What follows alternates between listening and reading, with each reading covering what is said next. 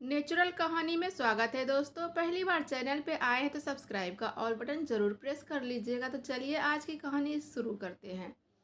75 वर्ष की सुजाता जी, ठंड का मौसम था, अपनी झोपड़ी वाले घर के आंगन में धूप के किरण के आगे बैठी थी। मिट्टी का घर था।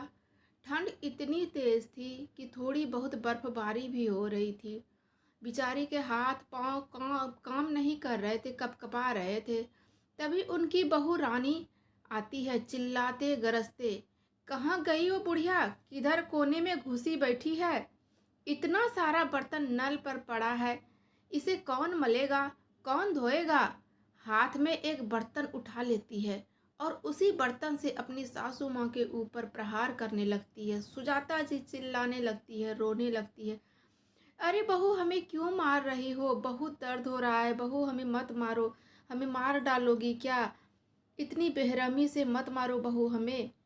बहू, तुम तो रोज देखती हो ना, मैं हर रोज बर्तन धो दिया करती हूँ, लेकिन आज बहुत ठंड है।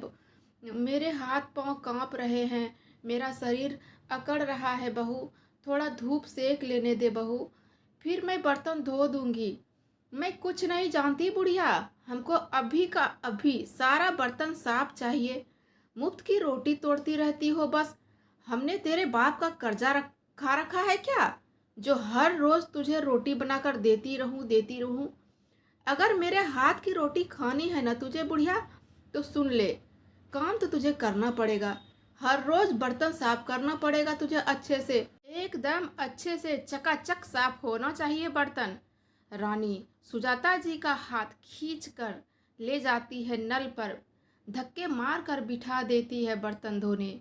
बेचारी सुजाता जी रोती रोती बड़बड़ाती रहती है और बर्तन भी धोते जाती है। हे भगवान, देखो ना कैसी है मेरी बहू। कहती है हर रोज बर्तन धोना पड़ेगा बुढ़िया, नहीं तो घर से भगा देंगे, खाना भी नहीं देंगे।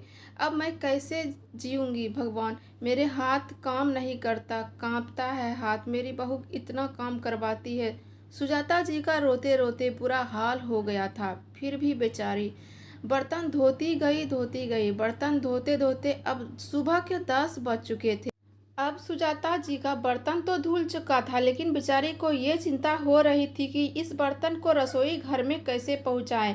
बेचारी अपने सर पर बर्तन उठाकर रसोई घर में जाकर रख देती है। एक सजाकर, एक थाली उठाकर अपनी बहू के पास जाती है और अपनी तोतली आवाज में सुजाता जी कहती है, बहू अब हमने सारा बर्तन धो दिया है, देखो न जाकर रसोई घर में अच्छे से चमका दिया है, बर्तन सजाकर रख दिया है रसोई घर में बहू।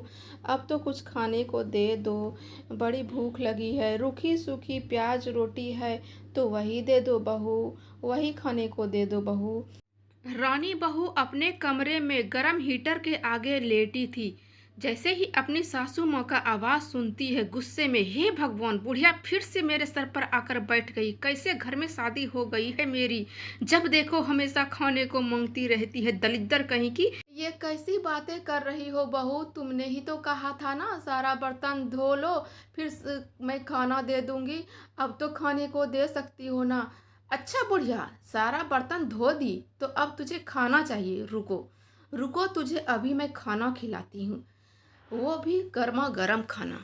इतना कहकर रानी अपनी सासू माँ का बाल पकड़कर खींचकर जमीन पर लेटा देती है और जो थाली सुजाता जी लेकर आई थी, बस वही थाली छीनकर उसी थाली से रानी अपनी सासू माँ को पीटने लगती है बेरहमी से। बेचारी सुजाता जी के शरीर में उतना ताकत भी नहीं था कि वो अपना बचाव भी कर सके। चुपचाप लेटी चिल्लाती चीखती रही और उसकी बहू रानी का जब मन भर गया मार कर, तो थाली वहीं जमीन पर पटक कर, मुंह फुलाकर, पैर पटक कर वहां से तमस कर चली गई। कुछ देर बाद सुजाता जी का बेटा, जो बाहर कमाता था, अपनी माँ को थोड़ा बुढ़ापे पे सुख देने के लिए कुछ रुपए कमाने गया था। वो घर का सारा खर्चा उठाने गया था। जब वो घर आता है, अपनी माँ को आंगन में लेटे हुए देखता है, कहता है, माँ ठंड में धूप सेक रही हो माँ? अच्छा है, धूप में रहना आपके शरीर के लिए लाभकारी होगा। और बताओ माँ, घर में सब आपकी देखभाल तो करते हैं ना? आपकी बहू कहाँ है, नज़र नहीं आ रही। तभी अपने बेटे अमित की आवाज़ सुनकर सुजाता जी फूट फूट कर ज़ोर ज़ोर से रोने लगती हैं। मेरा बेटा आ गया तू, अब मैं क्या बताऊं तुझे। तेरी पत्नी इस उम्र में भी हमसे रोज़ काम करवाती है। इतनी ठंड में मेरे हाथ पाँव काम नहीं करते, कांपते हैं, नहीं चलते मेरे हाथ पाँव। फिर भी हर रोज़ बर्तन मंजवाती है और हमको खूब मारती है, खूब पीटती है।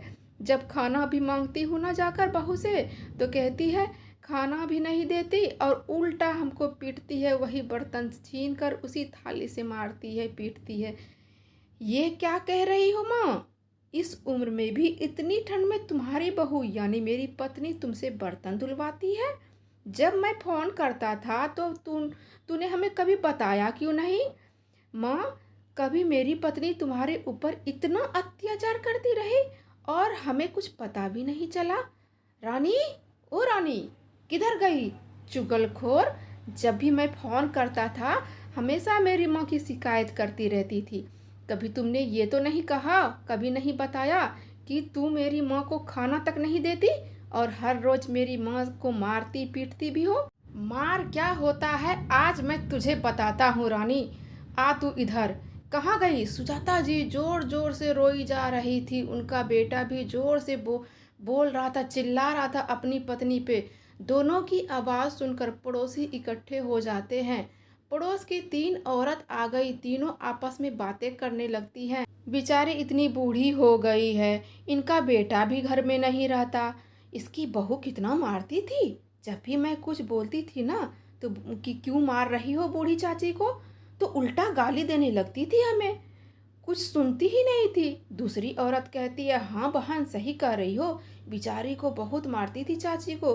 भूखा तड़पता देख एक दिन मैं रोटी लेकर गई थी इनके पास, लेकिन इसकी बहू मेरे हाथों से रोटी का थाली छीनकर बछड़े के पास ले गई और बछड़े को रोटी खिला दी। अब बताओ भला, बूढ़ी सास को इस तरह कोई बहू परेशान करता है भला?